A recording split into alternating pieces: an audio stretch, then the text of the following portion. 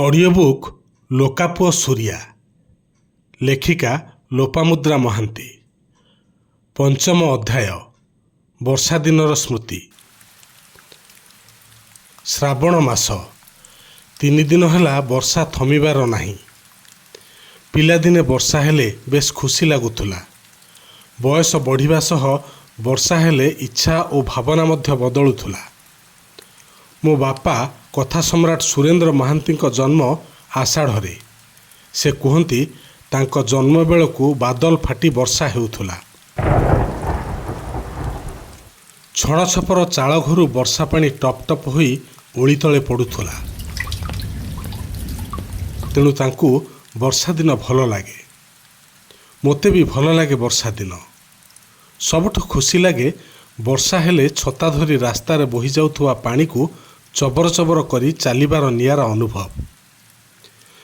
ବିଦ୍ୟାଳୟରେ ରଫ୍ ଖାତାରୁ କାଗଜ ଚିରି ପିଲାଙ୍କ ସାଙ୍ଗରେ ଡଙ୍ଗା ଭସେଇବା ଓ କାହା ଡଙ୍ଗା କେତେ ଦୂର ଗଲା କହି ବାଡ଼ିଆ ବାଡ଼ି ହେବା ଓ ତାପରେ ଗୁରୁମାଙ୍କ ଠାରୁ ମାଡ଼ ଖାଇ କ୍ଲାସରେ ବସିବା, କିମ୍ବା ଯଦି ବିଦ୍ୟାଳୟ ଛୁଟି ହୋଇଗଲା ତେବେ ଆମମାନଙ୍କ ଭିତରେ ଛତାଟା ବନ୍ଦ କରି ଦୌଡ଼ ପ୍ରତିଯୋଗିତା ଆରମ୍ଭ ହୋଇଯାଏ। କିଏ ଆଗ ଘରେ ପହଞ୍ଚିବ ଭାବି ଦୌଡ଼ିବା ବେଳେ ମନରେ ନଥାଏ ଘରେ ପହଞ୍ଚିଲେ ପୁଣି ମାଡ଼ ହେବ ବୋଲି। ତେବେ ବର୍ଷାରେ ଦୌଡ଼ିବାର ମଜା ନିଆରା ଥିଲା। ଦାଣ୍ଡ ବାରଣ୍ଡାରେ ଜେଜେ ବସିଥାନ୍ତି। ଆମକୁ ଓଦା ହୋଇ ବିଦ୍ୟାଳୟରୁ ଫେରିବା ଦେଖି ଚିତ୍କାର କରି ବୋଉ କିମ୍ବା ଜେଜେମାକୁ ଡାକ ପକାନ୍ତି। ଜେଜେମା ଆସିଲେ ଭଲ। କାନମୋଡ଼ାଟା ସିନା ମିଳେ, କିନ୍ତୁ ପୋଛିପାଛି ଦେଇ ଲୁଗା ବଦଳେଇ ଦୌଡ଼ିଯାଏ ଉଷୁମ ରସୁଣ ସୋରିଷ ତେଲ ଆଣି ପାଦରେ ଘଷି ଦେବାକୁ। ବୋଉକୁ ଡାକ ପକାଇ ଜେଜେମା କୁହେ, ପିଲାଟା ଓଦା ହୋଇ ଆସିଛି, ଗରମ ଭାତରେ ଘିଅ ପକାଇ ଆଣିଦେଲୁ, ନହେଲେ ଥଣ୍ଡା ଧରିଦେବ। ଜେଜେମା ପୋଛି ଦେଉଥିବା ବେଳେ ମୋ କାହାଣୀ ପେଡ଼ିଟା ଆରମ୍ଭ ହୋଇଯାଏ। ବିଦ୍ୟାଳୟରେ ଡଙ୍ଗା ଭସେଇବା ଠାରୁ ଗାଁ ଗୋହିରୀରେ ଦୌଡ଼ିକି ଆସିବା ପର୍ଯ୍ୟନ୍ତ। ଯଦି ଜେଜେଙ୍କ ଡାକ ଶୁଣି ବୋଉ ଆସିଯାଏ, କେତେ ଠାକୁରାଣୀ ଅଛନ୍ତି ଏମିତିକି ଜଗନ୍ନାଥଙ୍କୁ ଲାଞ୍ଚ ଯାଚିବାକୁ ଭୁଲେ ନାହିଁ, କେବଳ ମାଡ଼ରୁ ବର୍ତ୍ତିବା ପାଇଁ। ବୋଉର ଗୋଟିଏ କଥା, ବହୁତ ଦୁଷ୍ଟ ହେଲୁଣି, ଛତା ତ ନେଇଥିଲୁ, ଓଦା ହୋଇ ଆସିଲୁ କେମିତି? ରହ, ଏଥର ତୋ ବାପା କଟକରୁ ଆସନ୍ତୁ, ଗାଁରେ ରହି ବହୁତ ଗେହ୍ଲା ହୋଇଗଲୁଣି। ମୋତେ ପୋଛିବ କ'ଣ? ବୋଉ ବ୍ୟାଗରୁ ଓଦା ହୋଇଥିବା ବହି ଖାତା ବାହାର କରି ଶୁଖେଇବାରେ ଲାଗିଯାଏ। ଆଉ ମୁଁ ମାଡ଼ ନ ଖାଇବା ଭୟରେ ନିଜେ ପୋଛିପାଛି ହୋଇ ଲୁଗାପଟା ବଦଳାଇ ସୁନା ପିଲାଟି ପରି ଜେଜେଙ୍କ କୋଳରେ ବସିପଡ଼େ। ତହସିଲଦାର ଘରର ପଥରର ଉଚ୍ଚା ବାରଣ୍ଡାରେ ବସି ଓଳି ତଳେ ବହିଯାଉଥିବା ପାଣିକୁ ଦେଖିବାକୁ ବେଶ୍ ଭଲ ଲାଗେ। ତାଳିମାରି ଗୀତ ବୋଲେ, ମେଘ ବରଷିଲା ଟୁପୁରୁ ଟାପୁରୁ, କେଶୁର ମାଇଲା ଗଜା, କେଉଁ ଆଡ଼େ ଯାଇ ରହିଲେ ମୋ ରଜା, ତେଲିଙ୍ଗି ବାଇଦ ବଜା। ବେଳେବେଳେ ବର୍ଷା ହୁଏ, ଛାଡ଼ିଯାଏ, ଖରା ଆସେ, ପୁଣି ବର୍ଷା ବି ହୁଏ। ବୋଉ, ଜେଜେମା, ଖୁଡ଼ି ଆଦିଙ୍କ କାମ ଆହୁରି ବଢ଼ିଯାଏ। ଖରା ଦେଖି ଲୁଗା ଶୁଖାଇବା ପରେ ପୁଣି ଲୁଗାକୁ ତୋଳିବାକୁ ପଡ଼େ। ଜେଜେମା ରାଗିକି କୁହେ, ନିଆଲଗା ବର୍ଷାଟା ତୁହାକୁ ତୁହା ଆସୁଛି ଯେ ଲୁଗାଟାକୁ ବି ଶୁଖେଇ ଦେଉନି। ବର୍ଷା ଦିନେ ଖରାଦିନ ଭଳି ପଖାଳ ଭାତରେ ଖାଇବାଟା ଜମେ ନାହିଁ।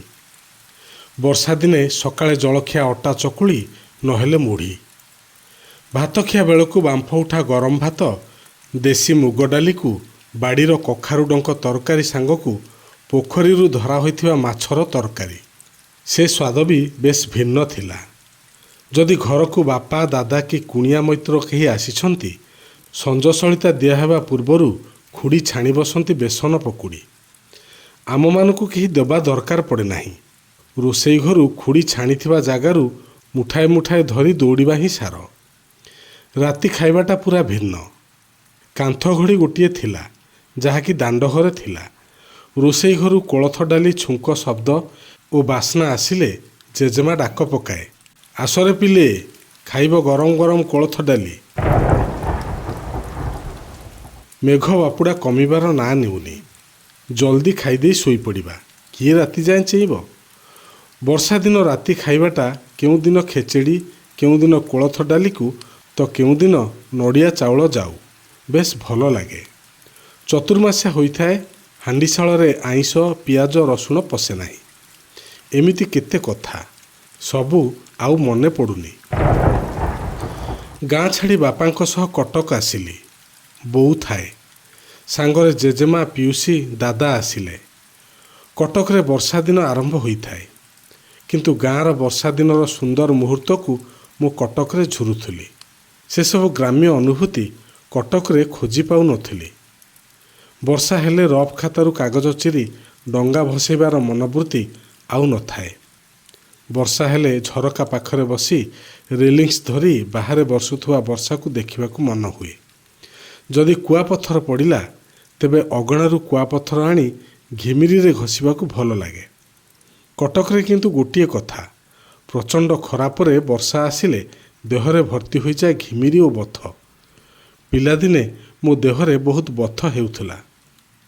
ଏବେ ଥରେ ବର୍ଷାକୁ ଦେଖି ମୋ ନାତୁଣୀ ସାଇରାକୁ କହୁଥିଲି ବର୍ଷା ଦିନକୁ ନେଇ ମୋ ପିଲାଦିନର ସ୍ମୃତି। କାରଣ ତା ସ୍କୁଲରେ ଗୋଟେ ପ୍ରୋଜେକ୍ଟ ଦେଇଥିଲେ ରେନି ଡେ ଉପରେ ପ୍ରସ୍ତୁତ କରିବାକୁ। ସେ ମୋ କଥା ଶୁଣି ହୋ ହୋ ହୋଇ ହସି ଉଠିଲା। ସେକାଳ ପଖାଳ ଗଲାଣି। ବର୍ଷା ହେଲେ ସ୍କୁଲରୁ ବଙ୍କ ମାରି ମୋବାଇଲରେ ନେଟଫ୍ଲିକ୍ସ ଦେଖିବା, ନହେଲେ ସାଙ୍ଗଙ୍କ ସହ ଚାଟ୍ କରିବା, ଅତି ବେଶୀ ହେଲେ ମାମାକୁ କହି ସାଙ୍ଗମାନେ କେଉଁ ରେଷ୍ଟୁରାଣ୍ଟରେ କିମ୍ବା ମଲରେ ବସି କଫି ପିଇବା କି ସିନେମା ଦେଖିବା। ସବୁ ଋତୁ ପରି ବର୍ଷା ଋତୁ। ବଡ଼ ବଡ଼ ଆଖି କରି ଚାହିଁ ରହିଲି ତାକୁ। କାଲି ସକାଳେ ଜନ୍ମ ହୋଇଥିଲା ସିଏ। ଦୁର୍ଗା ସପ୍ତମୀ ଦିନ ତାର ଜନ୍ମ। ତା ଜେଜେଙ୍କର ସେ ଅତି ପ୍ରିୟ ଥିଲା। ତାର ବା ଭୁଲ କ'ଣ? ଆମେ ସବୁ ଏତେ ବ୍ୟସ୍ତ ଯେ ପ୍ରକୃତି ଓ ପରିବେଶ କଥା ପିଲାଙ୍କୁ କହୁନାହୁଁ। ବର୍ଷା ଆଗରୁ ଜେଜେବାପା ବସି ଆମକୁ ବୁଝାନ୍ତି ବୈଶାଖ ଖରାରେ ପାଣି ସବୁ କେମିତି ବାଷ୍ପ ହୋଇ ଉପରକୁ ଯାଏ, ଆଉ ବାଦଲ ହୁଏ। ବାଦଲ ବାଡ଼େଇ ହେଲେ କିଭଳି ବିଜୁଳି ଓ ଘଡ଼ଘଡ଼ି ମାରେ, ଆଉ ବର୍ଷା ହୋଇ ବର୍ଷିଯାଏ। ଜେଜେଙ୍କ କଥାକୁ ତାଳ ଦେଇ ଦୂରରେ ବସି ପାନ ଭାଙ୍ଗୁଥିବା ଜେଜେମା କୁହେ, ଜାଣିଛୁ ଲୋ, ମେଘ ଦେଖି ମୟୂର ତାର ଡେଣା ମେଲି ନାଚେ। ସାପ ଗାତରେ ପାଣି ପଶିଯାଏ ବୋଲି ସାପମାନେ ଉପରକୁ ଉଠି ଆସନ୍ତି। ଆଉ କେତେ କ'ଣ କହୁଥିଲା ଜେଜେମା। ମୁଁ ବୋଧେ ଷଷ୍ଠ କି ସପ୍ତମରେ ପଢ଼ୁଥିଲି।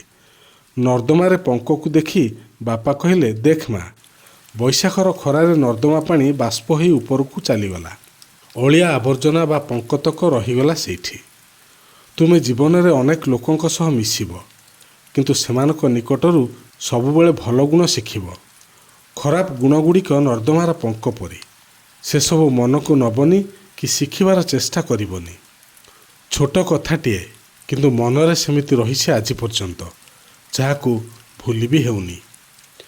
ଅନେକ ଥର ଅନେକ ଲୋକଙ୍କୁ ଏହି କଥାଟିକୁ କହିଛି। ବିଭିନ୍ନ ସ୍କୁଲରେ ବହୁ ପିଲାଙ୍କୁ ମଧ୍ୟ କହିଛି। ମୋତେ ଲାଗେ ଏ କଥାଟିକୁ କେହି ବୋଧେ ମନେ ରଖିନାହାନ୍ତି। କଲେଜ ବେଳେ ବର୍ଷାକୁ ନେଇ କବିତା ଲେଖିବା ଏବଂ କବିତା ଆବୃତ୍ତି କରିବାର ମଜା ଅଲଗା ଥିଲା। ବର୍ଷା ଯୋଗୁଁ କ୍ଲାସ ଯଦି ସସ୍ପେଣ୍ଡ ହେଲା, ବୁଢ଼ୀ ମିକ୍ସଚର ଖାଇ ଅକ୍ଷୟ ମହାନ୍ତିଙ୍କ ଗୀତ ଓ ହିନ୍ଦୀ ସିନେମାର ଗୀତ ବୋଲିବା, ଆଉ ଡେସ୍କରେ ବାଜା ବଜାଇବା ଅନୁଭୂତି ଏବେ ବି ଚିର ସବୁଜ। ରାତିରେ ବର୍ଷା ହେଲେ ବର୍ଷା ଉପରେ ବିଭିନ୍ନ ଲେଖକଙ୍କ କବିତା ପଢ଼ିବାକୁ ବେଶ୍ ଭଲ ଲାଗେ। କାଳିଦାସଙ୍କ ମେଘଦୂତ କାବ୍ୟ ମୋର ସବୁଠୁ ପ୍ରିୟ କାବ୍ୟ ଥିଲା ବର୍ଷା ଦିନ ପରିପ୍ରେକ୍ଷୀରେ। ଏଇ ନିକଟରେ ବାହାରେ ବର୍ଷା ହୋଇ ଛାଡ଼ି ଯାଇଥିଲା। ରାସ୍ତାରେ କାଁ ଭାଁ ଗାଡ଼ି ଯିବାର ଶବ୍ଦ ମୋତେ ଶୁଭୁଥିଲା। ପାଖ ଫ୍ଲାଟରୁ ଶୁଣାଯାଉଥିଲା ଜଗଜିତ ସିଂଙ୍କ ଗଜଲ, ଏ ଦୌଲତ ଭି ଲେ ଲୋ, ଏ ଶୋହରତ ବି ଲେ ଲୋ, ଭଲେ ଛିନ୍ ଲୋ ମୁଝସେ मेरी जवानी, मगर मुझको लौटा दो वो बचपन का सावन, वो कागज की कश्ती, वो बारिश का पानी। ମଶା ପଶି ଆସିବ ବୋଲି ଅଜୟ ଝରକା ବନ୍ଦ କରି ପରଦା ଟାଣିଦେଲା। ଆରିୟନ ପଚାରୁଥିଲା, ଏତେ ସମୟ ଧରି ବର୍ଷାକୁ ଦେଖି କ'ଣ ଭାବୁଥିଲୁ? ଆସ ଖାଇବା।